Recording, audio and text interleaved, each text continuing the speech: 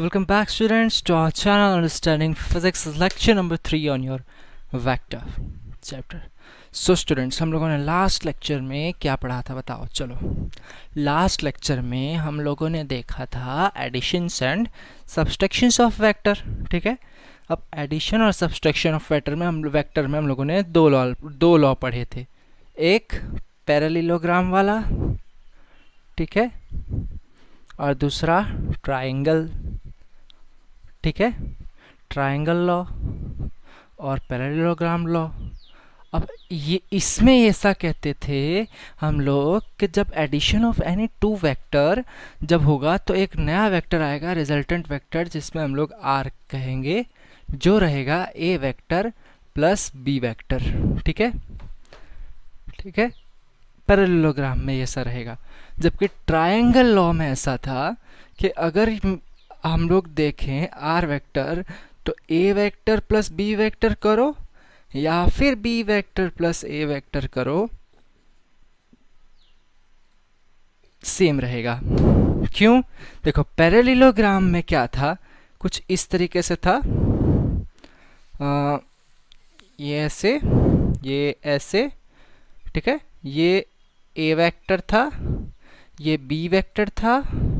ठीक है, अब इनका जो रिजल्टेंट वेक्टर बना था आर वेक्टर, वो कुछ ऐसा था। तो ये टक टक टक टक जोड़ दिया और ये टक टक टक टक जोड़ दिया, तो ये एक पैरेललोग्राम बन गया। तो यही ऐसा कहते थे, इसको हमने कहा था बीटा एंगल, इसको हमने कहा था अल्फा एंगल। तो पैरेललोग्राम के हिसाब से ऐसे ही आया आर वेक्टर। ठीक है, तब मैग्नीट्यूड ऑफ आर वेक्टर कैसे निकाले हम लोग? Under root A square plus B square plus 2ab cos theta. ठीक है, होल अंडर रूट है। ठीक है, ये मैग्नीट्यूड ऑफ आर हम लोगों ने निकाला।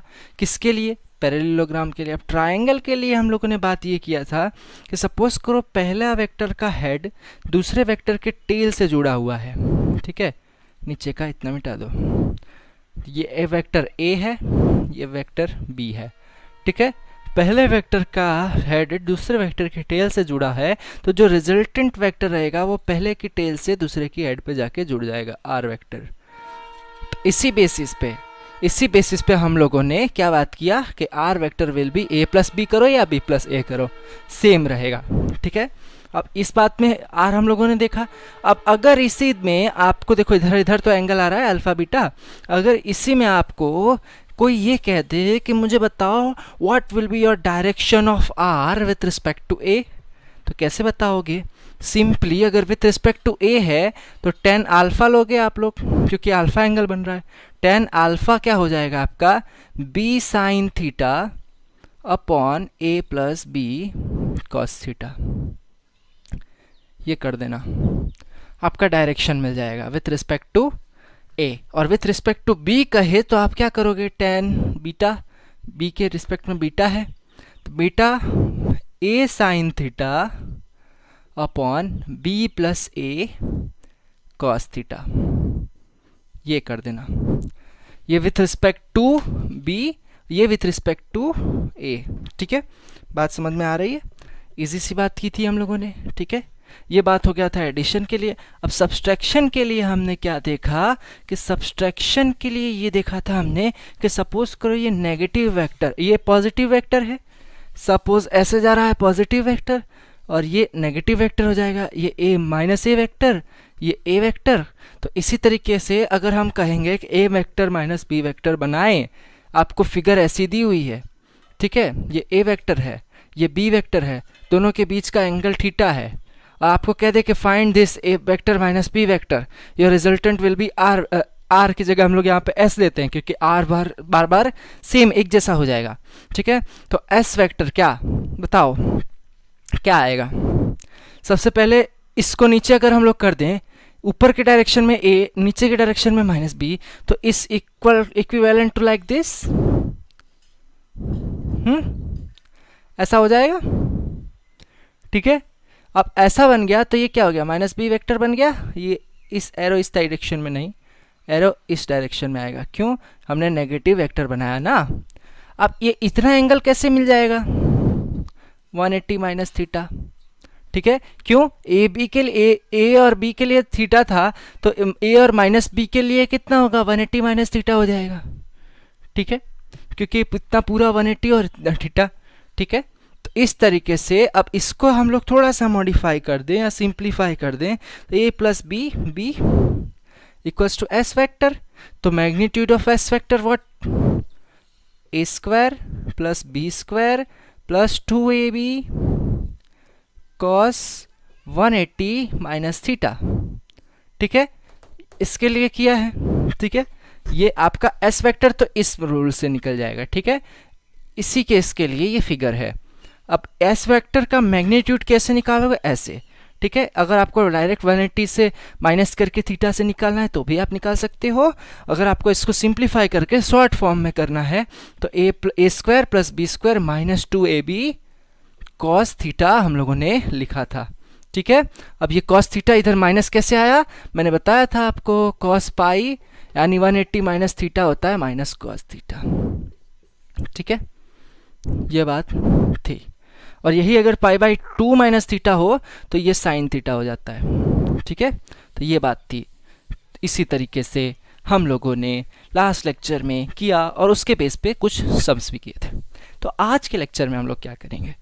आज हम एक लॉ देखेंगे, एक और लॉ है, एक लॉ है polygon law for polygon law of addition of vectors more than 2। अब इधर तक हमारे पास 2 ही वेक्टर थे, अब 2 से ज़्यादा वेक्टर आ जाएंगे तो क्या करोगे?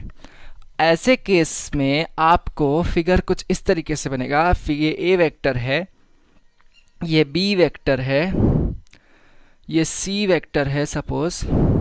तो इस केस में भी जैसे हम लोगों ने ट्राइंगल लॉ में किया था, सेम टू सेम उसी तरीके से थोड़ा सा रहेगा कि पहले वेक्टर की टेल से लास्ट वेक्टर की हेड से रिजल्टेंट वेक्टर जुड़ जाएगा।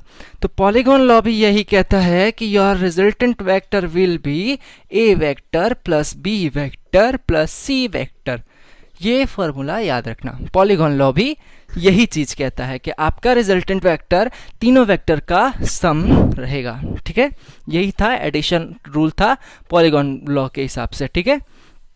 तो ये बात तो हो गई, पॉलीगॉन लॉ भी हमने समझा दिया आपको। अब पॉलीगॉन लॉ समझा दिया, अब आगे क्या करेंगे सर? आगे देखो, आज हमारे पास इंटरेस्टिंग 5 क्वेश्चंस हैं। कितने क्वेश्चंस हैं? 5 क्वेश्चंस हैं। तो 5 और 5 बहुत इंटरेस्टिंग तरीके से करेंगे। तो देखो पहला है, ठीक है, पहला क्वेश्चन क्या है हम लोग देखते हैं। पहला क्वेश्चन है what is the angle between 2a and 4a? What is the angle between 2a vector and 4a vector. यहाँ पे आपको 2 वेक्टर दिया हुआ है, 2a vector and 4a vector. अब याद करो, हम लोगों ने स्केलर इनटू वेक्टर में देखा था, ठीक है। तो उसमें इसका रिजल्टेंट आंसर क्या आएगा? ऑब्वियस सी बात है, वेक्टर आएगा। बट इसमें आपको 2 वाला वेक्टर नहीं पूछा है, आपको ये पूछा है कि इन दोनों के बीच का आप एंगल बताओ कितना होगा, angle between this both.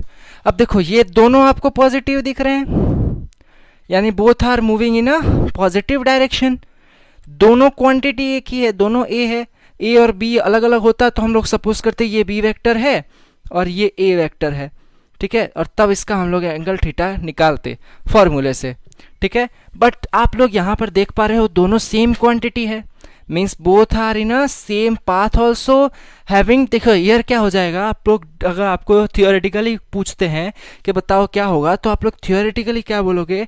It is clear from the question that 2a vector and 4a vector is having different magnitude. Different magnitude आएगा, सही बात है, क्योंकि ये कितना है इसके मैग्नीट्यूड से, इट्स ट्वाइस फ्रॉम दिस, ये इसका मैग्नीट्यूड ट्वाइस रहेगा इसके मैग्नीट्यूड से, क्यों? 4a है ना और ये 2a है।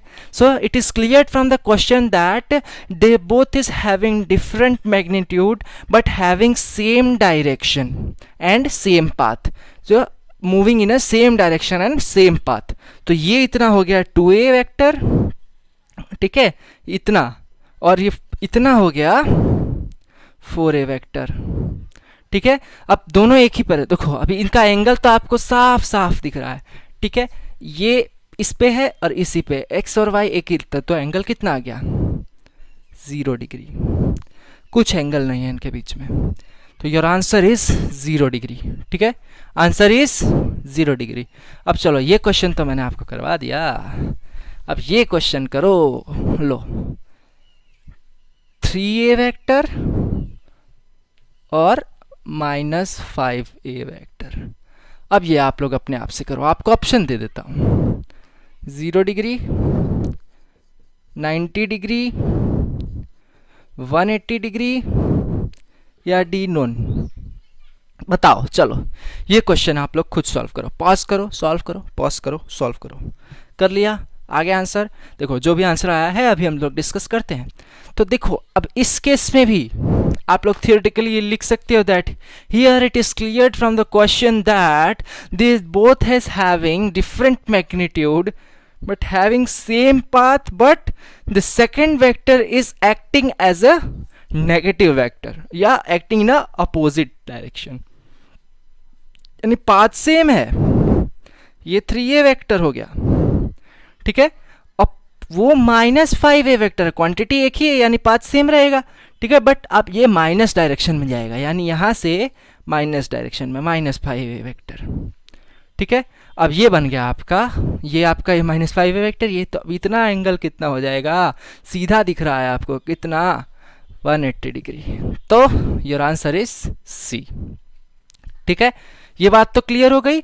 अब देखो यहाँ पे they are having different magnitude. अब आपको इसी में अगर मैं आपको ये क्वेश्चन पूछ दूं, also find the ratio of its magnitude, ठीक है। अब इसी में मैं आपको ये क्वेश्चन पूछते हैं, also find the ratio of its magnitude. तो देखो ये स्केलर इनटू वेक्टर का अगर हम लोग मैग्नीट्यूड निकाले तो we are well known about this कि ये आएगा, ठीक है। 3a याद करो, स्केलर इनटू वेक्टर का हम लोगों ने किया था, याद करो इसी तरीके से। तो सेम अगर -5a वेक्टर का निकाल दें तो 5a आ जाएगा, ठीक है। अब इन दोनों का रेशियो ले लो, यानी 3a divide by 5a, what it gives, a cancer 0.6 unit, यह आपका आ गया रेशियो, ठीक है। ये ऐसे क्वेश्चंस आते हैं आपको एग्जाम में, आपको सिर्फ एंगल नहीं पूछा रहेगा, आपको रेशियो ऑफ इट्स मैग्नीट्यूड पूछा रह सकता है, ठीक है। तो ये बात तो हो गई आपकी एक फर्स्ट क्वेश्चन की, ठीक है। अब दो क्वेश्चन हो गए ना, एक क्वेश्चन चेंज किया मैंने, ठीक है। अब थर्ड क्वेश्चन की तरफ बढ़ते हैं, ठीक है। थर्ड क्वेश्चन है, दो क्वेश्चन कैसे हुए, एक तो सेम ही टाइप का था बट सेकंड वाले में हम लोगों ने क्या ऐड कर दिया, मैग्नीट्यूड ऐड कर दिया, ठीक है। तो दो क्वेश्चन हो गए। थर्ड क्वेश्चन है, two vectors having magnitude 6 unit and 8 unit, यानी आपका मैग्नीट्यूड ए बार, मैग्नीट्यूड आपका एक 6 यूनिट है और बी ले लो सपोज 8 यूनिट है, ठीक है। ये क्या है, एक्चुअली ये स्केलर बी है, स्केलर ए है, ठीक है। जो हम लोग अंडर रूट में निकालते हैं मैग्नीट्यूड में, a² + b² में जो a और b है उसी की वैल्यू है ये, ठीक है।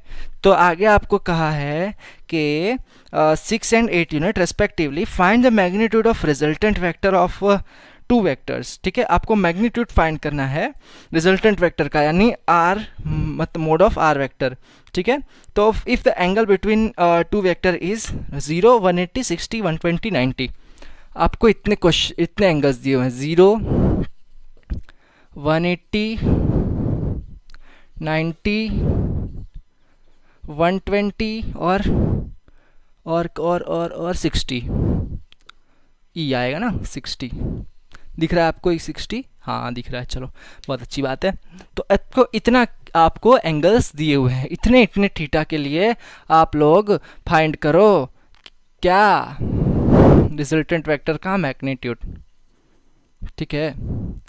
तो चलो कर देते हैं, कौन सी बहुत बड़ी बात है, ठीक है।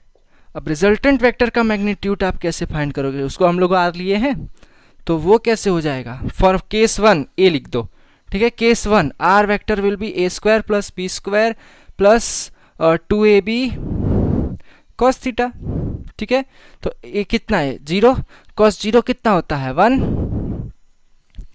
कॉस 0 1 होता है ना, याद करो 1 ही होता है। ठीक है, कैप गिर गया पेन का।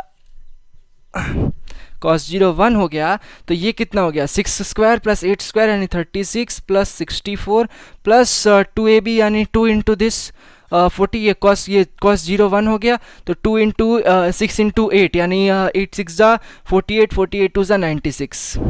ठीक है, तो ये अंडर रूट 100 प्लस 96 यानी अंडर रूट 196। अंडर रूट 196 किसकी वैल्यू है मैथ स्टूडेंट्स, बोलो यार 14 की। तो 14 unit is your answer, 14 units. तो रेड मार्कर से लिख लें, आपका ए का आ गया 14 यूनिट्स। ठीक है, बी का देखते हैं, चलो बी के लिए देखते हैं। सेम, अब इतना चीज तो सेम रहेगा, फॉर्मूला तो हर जगह सेम लगेगा। ठीक है, अब इसके लिए आपका हो जाएगा, बताओ चलो, ये आप कर दो, ए का कितना है 36 प्लस बी 64 प्लस 180, कॉस 180 कितना होता है, कॉस 180 कितना होता है, कॉस 0 अगर 1 है तो कॉस 180 -1 होगा। ठीक है, तो ये -2 इंटू 6 इंटू 8। ठीक है, तो यानी ये 100 माइनस कितना कितना आया था 96 आया था 96, यानी अंडर रूट 4। अब तो ये तो बच्चा जानता होगा यार कि 2 यूनिट आएगा इसका आंसर। ठीक है, कितना आ गया, कितना आंसर आ गया 2 यूनिट आंसर आ गया, तो लिख दो 180 के लिए 2 यूनिट्स। ठीक है, अब सेम 90 के लिए, अब cos 90 कितना होता है, बताओ बताओ बताओ बताओ बताओ बताओ, cos 90 कितना होता है, ऑब्वियस सी बात है 0 होता है, तो ये 0 हो जाएगा। तो ये 36 इंटू ये 36 प्लस 64 100 का रूट 10, तो आपका फटाक से आ गया 90 के लिए 10 यूनिट्स। ठीक है, अब आप 120 के लिए करो। अब cos 120 की वैल्यू पता है क्या, मैथ स्टूडेंट्स को पता होगा।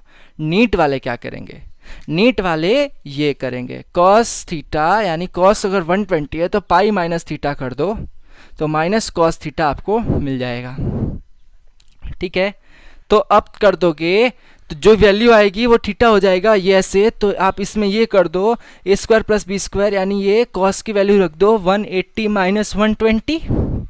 ठीक है, तो ये आपका कितना आ गया, ये ए स्क्वायर 36 प्लस 64, एक माइनस आ जाएगी साइन बाहर, 2 इंटू 8 इंटू 6 इंटू ये कितना हो जाएगा cos 60 कितना होता है 1/2, 2 से 2 कैंसिल, अंडर रूट 100 प्लस नहीं माइनस 48, तो ये अंडर रूट 52। अब अंडर रूट 52 को हम लोग कैसे निकालें, देखो कैलकुलेटर आज यूज़ नहीं करेंगे, कैलकुलेटर आज यूज़ नहीं करेंगे, तो 52 अंडर रूट में यानी 13 4 जा तो 4 यानी 2, तो you can write it as under root 13 two root 13। ठीक है, 2 रूट 13, तो आपका 120 के लिए कितना आ गया 2 रूट 13 इतना आएगा।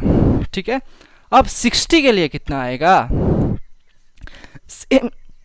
cos 60 है, बीच में प्लस आएगा, बस प्लस कर दो, इधर प्लस कर दो, तो ये कितना हो जाएगा 52 की जगह 148 हो जाएगा।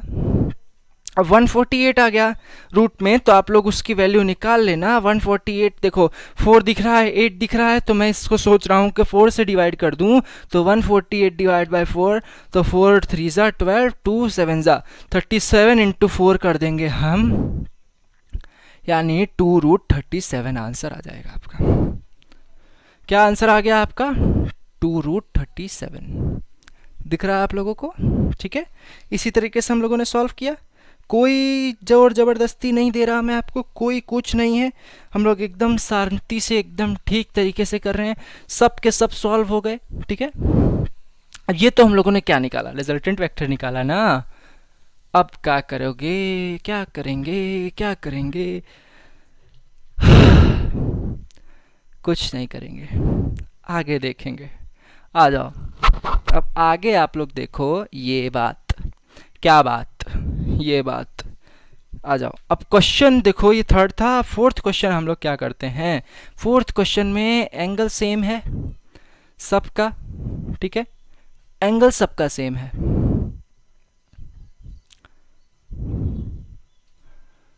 ठीक है, एंगल सेम, बट क्वेश्चन में यूनिट भी सेम अब हम लोग क्या फाइंड कर रहे थे, मोड आर फाइंड कर रहे थे ना। अब इसकी जगह अब हम फाइंड करेंगे एस मोड, यानी आपको फाइंड क्या करना है, magnitude of A minus B this. So ये कैसे फाइंड करोगे, आ जाओ, सिंपल है, under root A square plus B square minus 2ab cos theta. ठीक है, तो अब 0 कॉस 0 1 कितना 100 माइनस 100 माइनस ये 0 के लिए कितना आ जाएगा, याद करो याद करो, कॉस 0 1 होता है। ठीक है, तो ये कितना था, ये 48 इंटू 296, यानी इसके लिए आ गया आपका अंडर रूट 4 यानी 2 यूनिट। ठीक है, इसमें आप लोग लिख दो 2 यूनिट। ठीक है, अब 180 के लिए कितना आ जाएगा, 180 कॉस कितना होता है माइनस वन यानी ये माइनस माइनस प्लस 196, 196 कितना आ गया 14 यूनिट। ठीक है, तो लिख दो इसके लिए 14 यूनिट। समझ रहे हो बात, कोई हवा में बात नहीं हो रही। हम लोग आंसर रीचेक कर लेते हैं, आंसर 100% करेक्ट ही है होगा, लेकिन फिर भी आप लोगों के कंफर्मेशन के लिए कि क्योंकि भाई देखो गलत कॉन्सेप्ट तो पढ़ाना नहीं है। ठीक है, जो पढ़ाएंगे सही पढ़ाएंगे। ठीक है, फर्स्ट के लिए आया 2, सेकंड के लिए आया 14, थर्ड के लिए आ रहा है देखो 2√13, थर्ड के लिए अच्छा नहीं 90 है ना, तो 90 उसमें एंगल अलग अलग दिया है, मैंने एंगल अलग लिया है। ठीक है, यहाँ पे मतलब सीरीज अलग अलग दी है, यानी ये 120 इधर हो सकता है, ये 60 इधर हो सकता है, इस तरीके से बस मैंने इसका चेंज कर दिया है सीरीज टाइप का। ठीक है, तो अब सी 90 तो 100 माइनस मोड एस को लिख दो। ठीक है, 100 माइनस 90 कॉस 90 कितना होता है 0, तो 0 यानी 10 यूनिट। अब इसी में मैं आपको अभी एक क्वेश्चन दूंगा, देखना आप लोग। ठीक है, अब ये 120 के लिए लिख दो 100, ठीक है 100 कहाँ से आ रहा है 36 प्लस 64 माइनस उसके बाद का ही जो आएगा वो। अब 120 के लिए करो, तो 120 के लिए कैसे करोगे, हम लोग नहीं जानते, क्या कर दोगे, माइनस तो ऑलरेडी है अभी, तो cos 180 माइनस 120 करोगे तो वो माइनस का cos आएगा, तो माइनस माइनस प्लस, और प्लस हो गया cos 60 कितना हो गया 2 इंटू 8 इंटू 6 इंटू 1/2, 2 2 कैंसल, यानी 100 प्लस 48 यानी ये 148, तो 120 के लिए आंसर आ गया 2√37। ठीक है, यही आया था ना 148 के लिए, 37 इंटू 4 2√37। ठीक है, ये बात हो गई 120 के लिए। 60 के लिए बस यहाँ पे बीच में माइनस कर दो, यहाँ पर माइनस कर दो, 48 आया ना 48 यानी ये 52√52 यानी 2√13। देखो सिंप्लीफाइड, ऑल सॉल्व्ड। 10 इसके लिए कितना आया था 2√37 और ये 2√13 सेकंड के लिए। किसमें, इसमें हम लोगों ने क्या फाइंड किया, mode A minus B vector. बात खत्म, 4 क्वेश्चन सॉल्व बहुत बढ़िया तरीके से। देखो आगे देखते हैं हमारा, अब इसी बेस पे मैं आपको अब देता हूं एक जी नीट का क्वेश्चन। देखो नीट में ज़्यादातर ऐसे क्वेश्चंस ही आते हैं। ठीक है, तो नीट का मैं आपको एक क्वेश्चन दे रहा हूं, क्या दे रहा हूं, देखो एट व्हाट 2 बार हो गया यार, at what angle mod A minus B is equals to mod A plus B. Magnitude है, मोड मैं तुमसे बोल रहा हूँ, देखो मैथमेटिकल टर्मिनोलॉजी है, बट ये एक्चुअली मैग्नीट्यूड है। ठीक है, तो ऐसा कौन सा एंगल रहेगा जिस एंगल पे ये दोनों सेम रहेंगे। अभी हम लोगों ने किया है, नहीं देखा तो वीडियो रिवाइंड करके देखते देखते आओ। 90 डिग्री, 90 पे याद है, under root 100 minus cos 90 0, under root 100 plus cos 90 0, 100 10 unit आया था, 90 पे सेम आया था ना, यही बात तो थी। ठीक है, तो ये क्वेश्चन आपको पूछते हैं, ऐसा ही क्वेश्चन आपको जीनेट में आता है। ठीक है, तो ये बात तो हो गई हम लोगों की सारे क्वेश्चंस की। ठीक है, तो ये क्वेश्चंस तो हम लोगों ने देख लिया। तो अब आज हम लोग क्या करें, नया टॉपिक है आपका एक कंपोनेंट्स ऑफ वेक्टर। ठीक है। अब कंपोनेंट्स ऑफ वेक्टर उसको मैं खींच लूँ तो उसमें मुझे आप लोगों को काफ़ी चीज़ें समझानी है। उसमें आपको आएगा पोजीशन वेक्टर आएगा, डिस्प्लेसमेंट वेक्टर आएगा, उसके बाद आप लोग देखेंगे प्रोडक्ट्स ऑफ टू वेक्टर्स। ठीक है, before studying this products of two vectors we have to know about components of vector। बिना उसके आप लोग उसको समझ नहीं पाओगे कि भाई ये ला कहाँ से रहा है और कर कहाँ से रहा है। ठीक है, तो वो करने के लिए आप लोगों को वेट करना पड़ेगा। तो आज का लेक्चर इतना ही रखते हैं। लेक्चर थोड़ा शॉर्ट है बट लेक्चर में हम लोगों ने बहुत काम की बातें की हैं, काफ़ी अच्छे अच्छे क्वेश्चंस हम लोगों ने किए और एक पॉलीगॉन लॉ, एक नया कॉन्सेप्ट हम लोगों ने पढ़ा। ठीक है, तो मिलते हैं नेक्स्ट लेक्चर में, लेक्चर नंबर 4 में। वेक्टर एक अच्छा चैप्टर है, आपको पूरे फिजिक्स में हर जगह काम आएगा। तो आप लोग कंफ्यूज ना हो, इसके लिए मैंने नेक्स्ट चैप्टर लेने से पहले मैंने आप लोगों के लिए ये वेक्टर चैप्टर उठाया कि अगर मैं आप लोगों को वेक्टर नहीं पढ़ाऊँगा तो आगे आने वाले चैप्टर्स में आप लोग कन्फ्यूज़ हो जाओगे। मैं ऐसा डिपेंडेंट तो नहीं रह सकता ना कि आप लोगों ने वेक्टर्स पढ़ा ही होगा। ठीक है, हो सकता है कुछ स्टूडेंट्स ने नहीं पढ़ा हो, तो अब यहाँ पढ़ लीजिए। वेक्टर आप लोगों को A to Z एक एक चीज़ पढ़ाएंगे। ठीक है, कोई चीज़ आपको एक टॉपिक नहीं छूटेगा। ये बात हो गई। मिलते हैं नेक्स्ट लेक्चर में, लेक्चर नंबर 4 में। तब तक के लिए आप चैनल को लाइक कीजिए, सब्सक्राइब कीजिए, जितना हो सके उतना ज़्यादा शेयर कीजिए। जितना हो सके उतना ज़्यादा शेयर कीजिए तो सभी बच्चों का फ़ायदा हो। ठीक है, तो मिलते हैं नेक्स्ट लेक्चर में। तब तक के लिए ध्यान रखिए अपना और अपनों का। Bye bye.